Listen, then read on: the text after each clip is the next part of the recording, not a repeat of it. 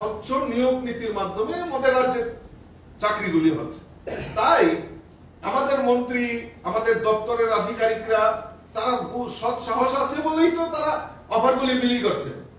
আর আপনাদের সময় এই অফার আপনারা বিলি করতে পারেননি, আপনাদের মন্ত্রীরা, আপনাদের আধিকারিকরা। কেন করতে পারেনি? কারণ এই নিয়োগ নীতি স্বচ্ছ ছিল না। স্বজন পোষণ নিয়ে আপনারা এই নিয়োগ পত্রগুলি আপনারা দিতেন। আমি আসছি 1996 অফার ছাড়া হয়েছে। কি কি হয়েছিল? শিক্ষামন্ত্রী এলাকা ছাড়ার দাবিতে পোস্টার, আমার কথা না, আমার কথা আপনারা বিশ্বাস করবেন, পোস্টার সেখানে দৈনিক সংবাদে প্রকাশিত, শিক্ষামন্ত্রীর এলাকা ছাড়ার দাবিতে পোস্টার দিকে দিকে ক্ষোভ। এটা আমার কথা না, এটা দৈনিক সংবাদের কথা। আমরা নিউজ তৈরি করি না, আমরা যেটা স্বচ্ছ সেটা মানুষের সামনে রাখি। বোর্ডিং উদ্বোধন করতে গিয়ে মন্ত্রী, সভাধিপতি তারা ঘেরাও হন। বিধায়কের বাড়িতে বেকাররা হানা দেয়। বেসামাল পরিস্থিতি সামাল দিতে দিল্লি থেকে ছুটে আসেন সেই সময়কার সিপিএম এর সর্বভারতীয় সম্পাদক হরকিষণ সিং সুরজিৎকে। 4 জন মন্ত্রীকে দক্ষিণ জেলায় ছুটে যেতে হয়।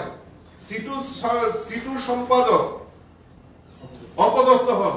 শিক্ষা অধিকর্তার অফিসে বিক্ষোভ দেখান বেকাররা। ক্ষোভের পোস্টারে পোস্টারে 6 লাখ হয় সারা রাজ্য। চাকুরি নিয়ে উদয়পুরে ধুমধুমার সংঘর্ষ, থামাতে পুলিশ আসে। পার্টির পতাকা টেনে নামিয়ে আনা, পার্টির বঞ্চিত নামিয়ে আনে কেরালা। বিলুনিয়াতে ক্ষুব্ধ বেকারদের হাতে প্রহত হন সিপিএম নেতা। এরকম বহু নিদর্শন আমাদের কাছে রয়েছে। 2013-14 অফার ছাড়া হয়েছিল, এটা আমার কথা নয়।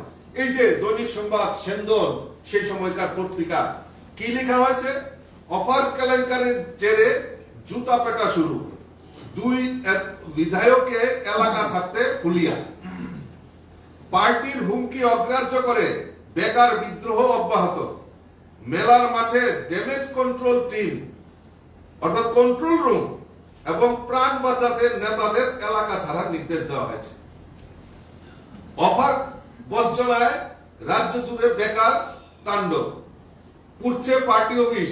আতঙ্কে আঞ্চলিক নেতার আত্মগোপনে মুখ্যমন্ত্রী সহ মন্ত্রীদের নিরাপত্তা বৃদ্ধি, জন অবরোধ। অর্থাৎ এই যে মানে বিদ্রোহ সারা রাজ্যে ছড়িয়ে পড়েছিল। আমি বলছি আপনাকে, তথ্য দিয়ে হচ্ছে 2013-14 আপনারা নোট করবেন একটু। 76টি দলীয় অফিসে অগ্নিসংযোগ হয়েছে, 83টি দলীয় অফিসে ভাঙচুর হয়েছে, তালা পড়েছে 36টি সিপিএম এর অফিসে।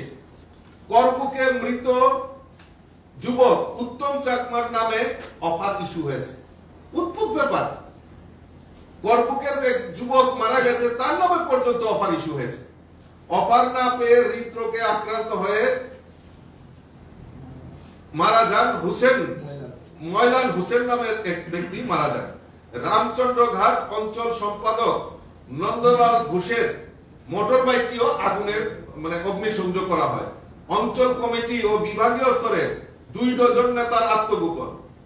বিদ্রোহের রসনাল আজ করে উজার ময়দানে রাস্তা উদ্বোধনের অনুষ্ঠান বাতিল করলেন পুত্রমন্ত্রী, পিডব্লিউডি মিনিস্টার এবং কৃষিমন্ত্রী। মেয়ের অফার না দেওয়ায় ফাঁসিতে আত্মহত্যা করেন সিপিএম এর সমর্থক সুধীর সাহা। নিরাপত্তার স্বার্থে মন্ত্রীদের সরকারি বেসরকারি অনুষ্ঠান বয়কট করা হয়েছিল এবং মন্ত্রীদের বাড়তি নিরাপত্তার ব্যবস্থা করেছিল।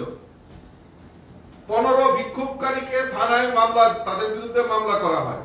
অফার ইস্যুতে ধনপুর পঞ্চায়েতে আরএসপি সদস্য রিঙ্কু দেবনাথের পদত্যাগ করেছিলেন। জিতেন বাবুরা মানুষের মুখ দেখান কি করে? তাদের লজ্জা থাকা উচিত। তারা যেভাবে এই অন্যায় কাজগুলি করেছে তাতে মানুষ এগুলি ইতিহাস, এগুলি আমার কথা নয়। আরো একটা তথ্য তুলে ধরছি। বর্দোয়ালি স্কুল, আমাদের আগরতলা শহরের মধ্যে একটা বনেদি স্কুল। এই বর্দোয়ালি স্কুলে এক বাম নেতা স্ত্রীকে চাকরি দিতে হবে। কি অদ্ভুত ব্যাপার! কমরেডের বউ বলে কথা। এখন উনি চাকরি নিয়ে বড় বড় কথা বলছেন। উনার বউকে বর্দল স্কুলে চাকরি দেওয়ার কথা ছিল, কিন্তু উনি পারেননি। অবৈধভাবে চাকরি কিভাবে দেন? অবৈধভাবে উনি চাকরি দিতে পারেননি। এই অবৈধতার জের ধরে এলাকার কমরেডরাই তার বিরোধিতা করেছে। এখনো দেখছি উনি ওই নেতা এখন মানে প্রেস কনফারেন্স করে বড় বড় কথা বলছেন, চাকরি নিয়ে কথা বলছেন। লজ্জা থাকা উচিত। আপনার বউকে চাকরি দিতে পারেনি সিপিএম, আপনার এলাকার লোকেরাই কমরেডরা তার বিরোধিতা করেছে।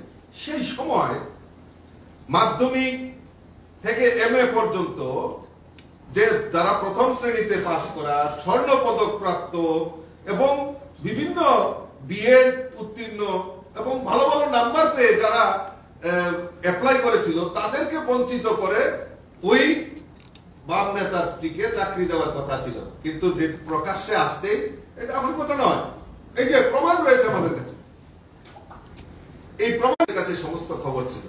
তো ওই বাম নেতার চাকরি হয়নি। বাম নেতার মানে যিনি উনার স্ত্রীকে চাকরি দিতে পারেন, আমাদের সৎসাহস রয়েছে। ইতিমধ্যে আপনারা দেখেছেন মাননীয় মুখ্যমন্ত্রী প্রফেসর ডক্টর মানিক সাহাজির নেতৃত্বে এই স্বচ্ছ নিয়োগ নীতির মাধ্যমে ট্যাগ পরীক্ষা সংগঠিত হয়েছে। বিভিন্ন শূন্য পদে যে আমাদের চাকরিগুলি রিজার্ভেশন রয়েছে, চাকরিগুলি হচ্ছে, সেই চাকরিগুলি অফার আমাদের মন্ত্রী, আমাদের মাননীয় মুখ্যমন্ত্রী পৌরোহিত্যে সেখানে তাদের অফার বিলি করা হচ্ছে। ইদানিং দেখেছেন টেট পরীক্ষা হয়েছে, আরো টেটের মাধ্যমে এই কোয়ালিফাইড শিক্ষক তাদেরকে নিয়োগ করা হবে।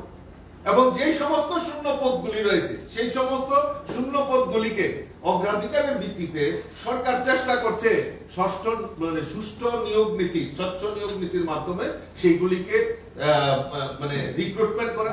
ইতিমধ্যে আপনারা দেখেছেন শিক্ষা নয়, শুধু agriculture, engineer, RD department, social welfare এবং বিভিন্ন দপ্তরে, প্রাণী সম্পদ বিকাশ দপ্তর, বিভিন্ন দপ্তরে এই সরকারি কর্মচারী যে শূন্য পদগুলি রয়েছে সেগুলি পরীক্ষার মাধ্যমে নিয়োগ নীতির ব্যবস্থা আমাদের সরকার করেছে। আগামী কিছুদিনের মধ্যেই হয়তো আপনারা জানতে পারবেন যে আরো রাজ্যে যে পুলিশের পরীক্ষা নিয়োগ নীতি হয়েছে, স্বচ্ছ নিয়োগ নীতি, এগুলিকে অফার দেওয়া হবে। তো এই যে সরকারের যে স্বচ্ছতা এবং সেখানে শূন্য পদগুলি অতি দ্রুততার সঙ্গে কিভাবে পূরণ করা যাবে তার ব্যবস্থা আমাদের রাজ্য সরকার করছে।